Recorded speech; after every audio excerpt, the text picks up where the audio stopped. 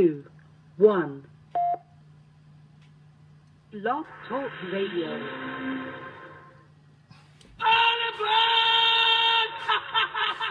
Don't touch me.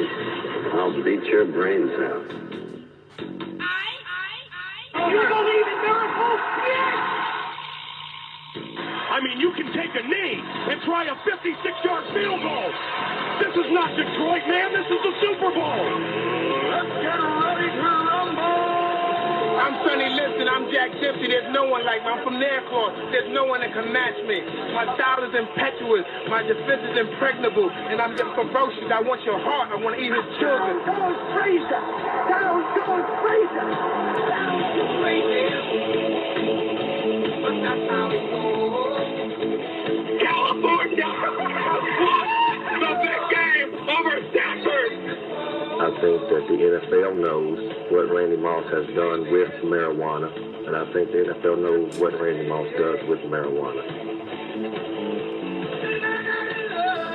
Playoffs? Don't talk about playoffs. You kidding me? Playoffs? I just hope we can win a game. Good morning, and thank you for joining me. Top of the morning. Those of you already on Facebook Live, the millions listening around the world on Blog Talk Radio, and those of you on Periscope. I've got this phone of mine backwards. I don't even know if it's got me on camera or not. Happy Veterans Day to you, Dino, and to all of my veteran brothers and sisters. Have a wonderful day. Thank you, obviously. Anybody who sees a vet today, give them a handshake or a pat on the back or a big hug, kiss on the cheek, or a reach around, whatever. Larry, love you, babe. It's so funny, so funny. I am wearing a shirt. I'm sorry, but lots to get to as usual. It's NFL Week 10, I think. Who Dat Nation is in the Facebook chat already, much to my chagrin, obviously. But I'll get to a little Des Bryant chatter shortly. I'll get to why I think the Oakland Raiders, believe it or not, might have the copyright of the Dallas Cowboys in the early 90s. It's always nice when your team has a bye week and you don't have to, give a shit. Vikings have a bye week, so I get to hopefully watch the Detroit Lions beat the Bears, which obviously isn't going to happen. But who knows? And the Saints have a big game today. Speaking of that Who Dat Nation in Facebook, you guys are at Cincinnati. That's going to be it's going to be interesting. I don't expect you guys to lose. I don't. But I think it's going to be a little bit more dicey than you guys might think. You are a Southern Dome team, and yes, I get it. You've won in Baltimore. You won at Minnesota. But at the same time, Steve Skoll, this is outdoors, Cincinnati. I don't know what the temperature is, but I do know back in Minnesota and Chicago, weather is shit right now. And so therefore, I can't imagine Cleveland and Cincinnati are that much different. Although Cincy is in the southern part of Ohio. I am pretty good at geography. So anyway, good games, decent games today. That game on Thursday night was not. It started off, right? It started off as a good game. Started off as, Panthers driving it down. And then, Cam Newton, I've said it for a long time. Cam Newton is... he's good. He's all right. He's having career numbers in the sense of completion percentage. So that's a good thing. But decisions like he made on that pick six right after the Steelers throw a first strike touchdown, I'm telling you right now that those are things that, Hall of Fame quarterbacks don't do. Aaron Rodgers, I don't think would do that. Tom Brady, I don't think would do that. Drew Brees, Brett Favre obviously has done that, so I might insert foot in mouth. But you know what I'm saying. There's something about Cam that I'm like, I don't know. Their defense, it's either Pittsburgh's offense is seriously clicking or Panthers Wow, they're 1-3 on the road though. Panthers are synonymous with the being good at home. They're 5-0 at home, not so good on the road. Cam's a different person on the road, just as Big Ben is a different person on the road. So at home, both those teams are legit. I should have put money on it, just like I should have put money yesterday on Alabama and the 22 points, 21 favorites at home. I knew it. God damn it. I knew it. There was another one that I can't think of either right now that I could have won money on. The goddamn Gophers. How stupid is that team, by the way? Purdue is on a roll. They just beat Ohio State. They just beat Iowa. And Gophers have been sucking so bad. And then they waxed Purdue yesterday. It makes no sense. It makes no sense. Obviously, a topic, Jimmy Butler. That's obviously what I want to hit on first. Bring up my notes. Here's the thing. And I've mentioned it before. When Jimmy Butler came up in trade talk, earlier in the summer, I said, it's unfortunate that we live in a society right now that doesn't appreciate hard work. I'm aggressive hard work. I am a sympathizer of Butler only because I'm like that. I'm intense. I'm aggressive. I expect you to pull your weight, especially when I played sports. When I played football, you expect the rest of the team to perform. And it's frustrating when you have somebody like Andrew Wiggins, who's uber talented, and Karl Anthony Towns, who obviously is uber talented, yet you can't seem to get them to go harder. And it's frustrating for somebody like Jimmy Butler because he wasn't a first overall pick like Towns, like Wiggins. He was, I think a second round last pick or something like that, or first round last pick, whatever it is.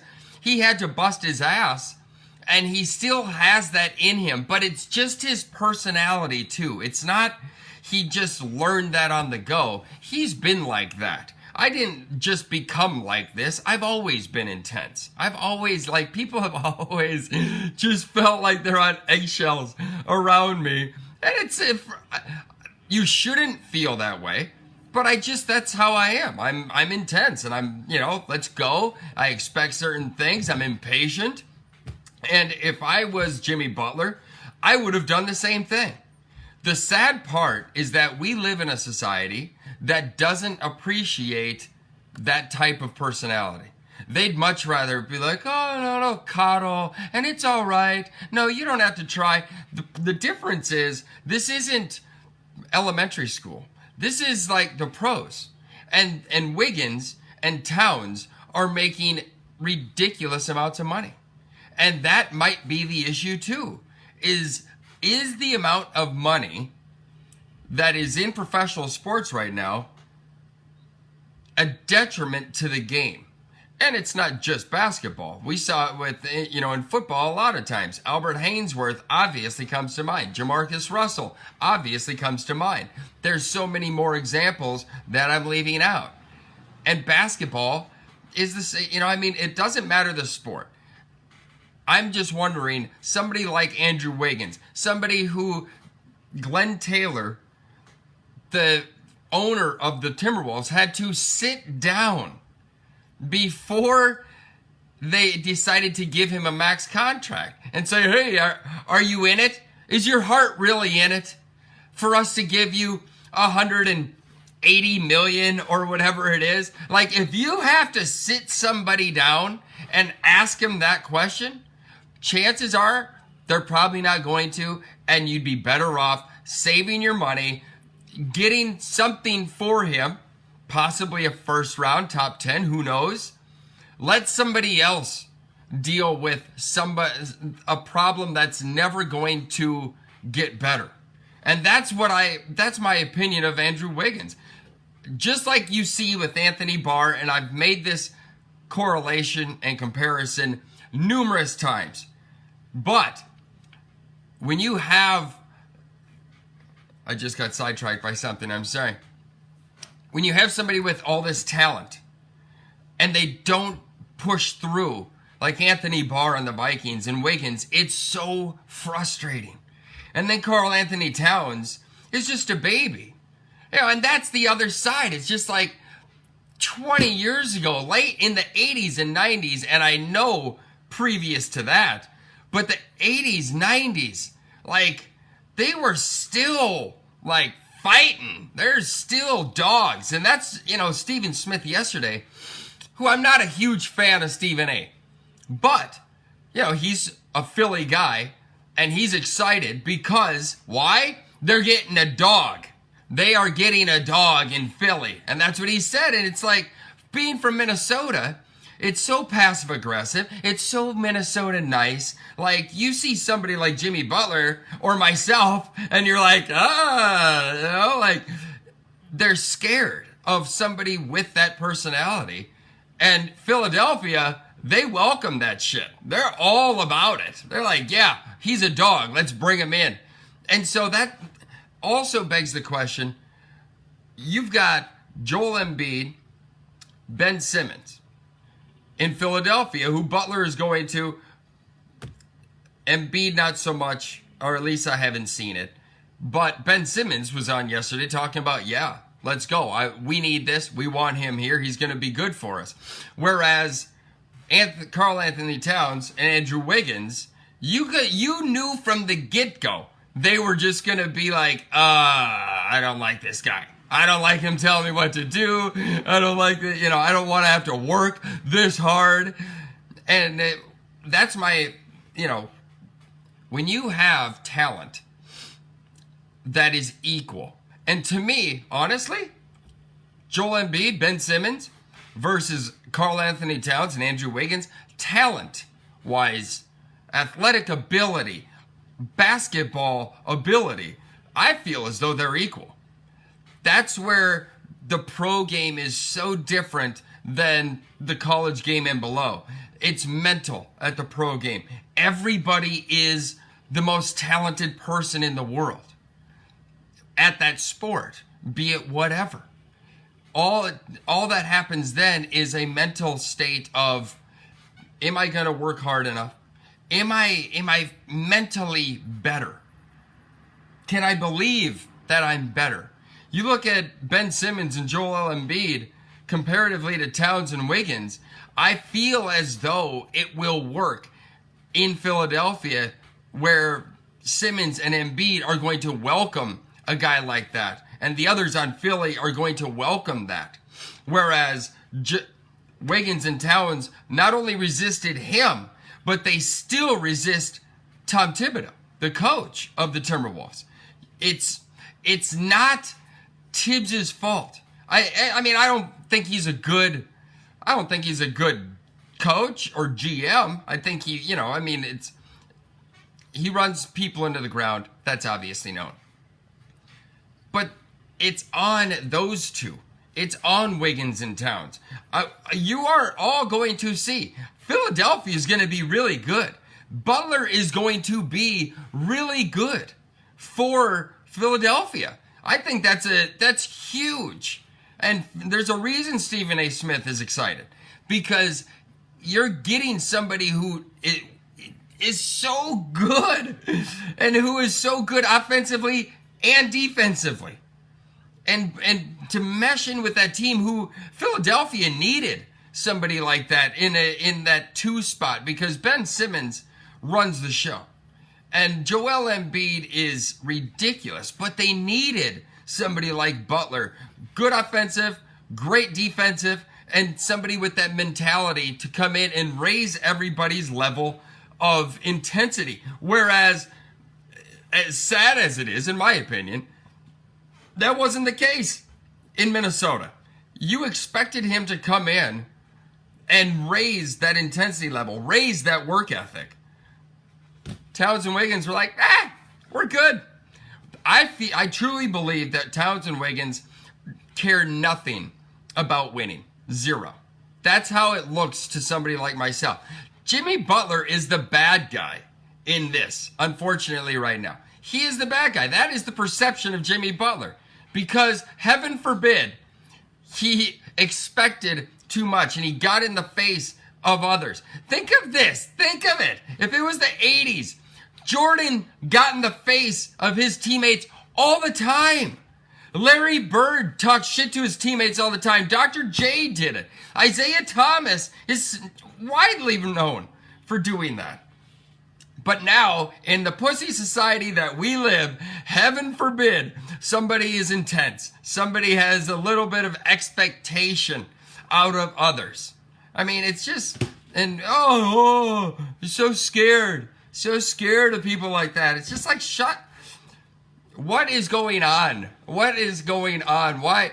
The metrosexuals are ruining stuff. The feminists are ruining life. I mean, it's just, we live in such a pussy society. It's shocking to me. It is. And I don't care. I don't care how you think about me. I don't care. I know the truth. I truly believe I know what's going on. And nobody wants to admit it. No one wants to step up and just be like, what the fuck is going on? What the fuck is going on? Why is all this shit happening? You know, if you got a dick, you're a dude. If you don't, you're not. Like, what's the problem? I don't understand. Nobody is willing to just step up and be like, stop it.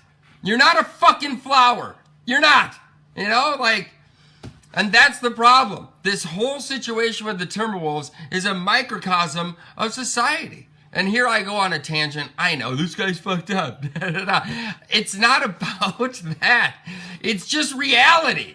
I am all about being a realist. And there's certain things in this society that nobody just wants to call out, except me. And I've done it so much on this show. It's just frustrating.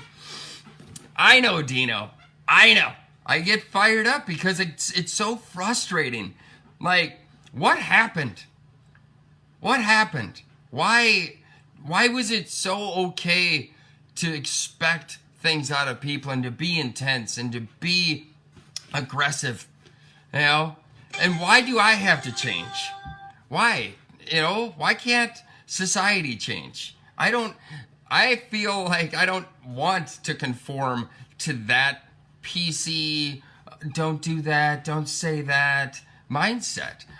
It's shocking to me that people can be offended that easily. You do realize if you get offended, that's your fault. You know, like, I'm going off on a tangent, I'll stop. But as far as Minnesota goes, you know, they got back Dario Saric and Covington. You know, Covington, both of those guys aren't bad. They're not bad. You know, I mean, they're not Jimmy Butler good, but you didn't expect the Timberwolves to get anything like that. You know, in the sense of a return, especially, you know, with the situation that the Timberwolves were in. You know, but those two dudes aren't bad. Saric, you know, can pair up with Towns in the post. I just don't know where defense. You know, Covington is really good. First team all defense last year. He's great. He'll guard the perimeter, whoever. You know, I mean, he's first team, but it's not like he's going to shut down LeBron. Nobody can. But, you know, and he's a great three-point shooter. It's just I don't necessarily know what to think of the Timberwolves anymore. Do they need to get rid of Thibodeau? I think so. You know, if you're getting rid of Butler because he's an issue because of his attitude and his personality, then I can't imagine, like I said earlier, Towns and Wiggins really enjoying Tom Thibodeau then. Because Thibodeau loves Jimmy Butler. Why? Because he's intense. And Towns and Wiggins hate Butler. Why? Because he's intense. Thibodeau is intense. I can't, you know, like, if the future of the Timberwolves, I'm assuming they want it to be based on Karl Anthony Towns. Obviously, Wiggins with the max contract, but I still feel like he could possibly be traded in a perfect situation. So it falls on Towns. Towns and Thibodeau, are they going to coexist? I don't know. All I do know is this. Towns averaged averages 27 plus points with Butler out of the lineup, and only 17 with Butler in the lineup. So if there's not a bigger FU to Butler from Towns, that would be it. So that's going to be it for the Timberwolves chat. All right, moving on.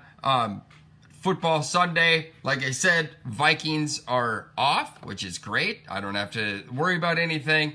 I want to touch on Le'Veon Bell.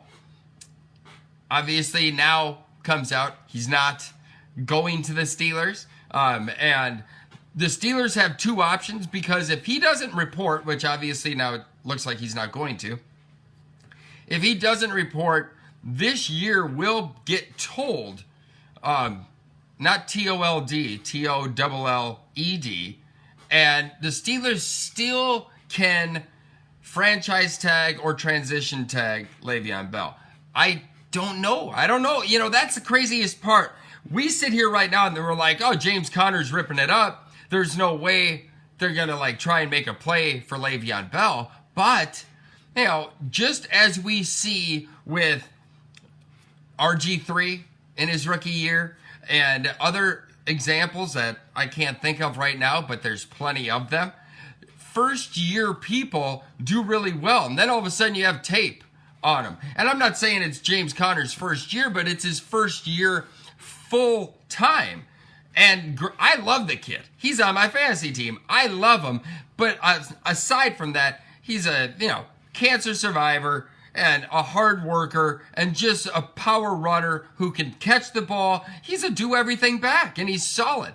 But will he maintain that? Once everybody has tape of him and has the ability to study him through the offseason, what is his future going to be like? How is he going to continue after this season?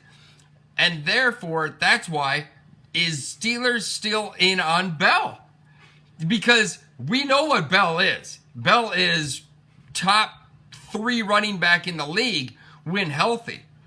And so, you know, I mean, it's not out of the question, as crazy as it thinks, or as crazy as it seems to think that Bell, you know, I mean, Steelers might play, you know, might make a play at Le'Veon Bell. Other teams, obviously, Browns, Jets, I don't know, Raiders. I think the Raiders might do it.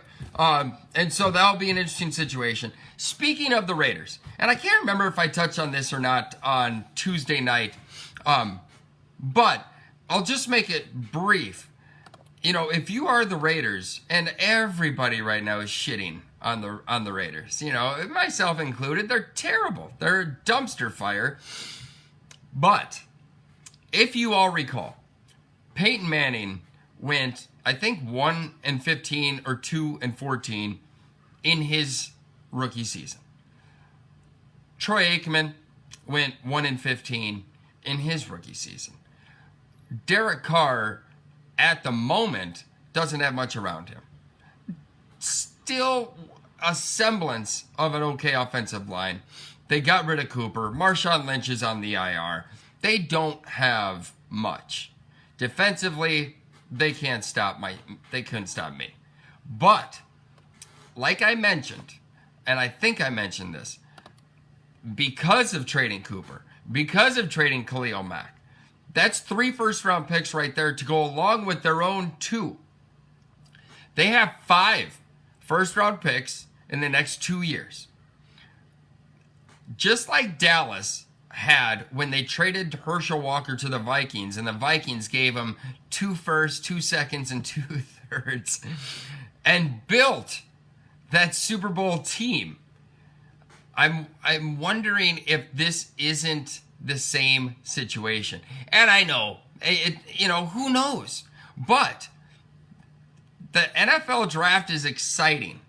People enjoy it. Fan bases get excited for it. If you don't have a first round pick, or if, you know, you're the whatever, it's but if you've got 5 first round picks, 3 next year, along with 2 seconds, the draft becomes exciting. And they're moving to Las Vegas. And Derek Carr is a good quarterback. He has just had a tough go of things lately. And I'm telling you, he's good. And so this could be a copy of what Dallas did, getting all those picks from the Vikings. Now, you have to score on those draft picks, obviously, to make it all work. But I'm looking at Oakland right now, and John Gruden is not a bad coach. I know everybody's looking at this season thinking, wow, they're sucked, they're terrible. John Gruden, shouldn't have never came back. He's in this, obviously, for the long haul. He's got a 10-year, $100 million contract. He's not going anywhere. And Derek Carr, I don't think, is going anywhere either. So now all of a sudden they've got all this draft capital, just like Dallas did back in the early 90s, to put around Troy Aikman with Michael Irvin, Darren Woodson. I'm trying to think who else they got offensively. Either way, it doesn't matter.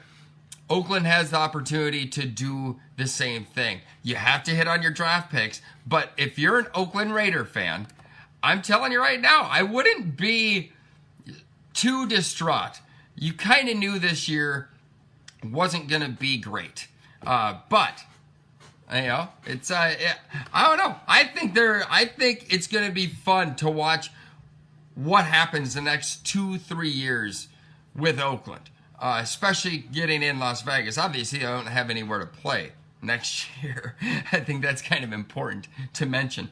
But obviously, the NFL will figure that out. I don't know how they're going to figure it out. Maybe they'll just put them in London. Who knows?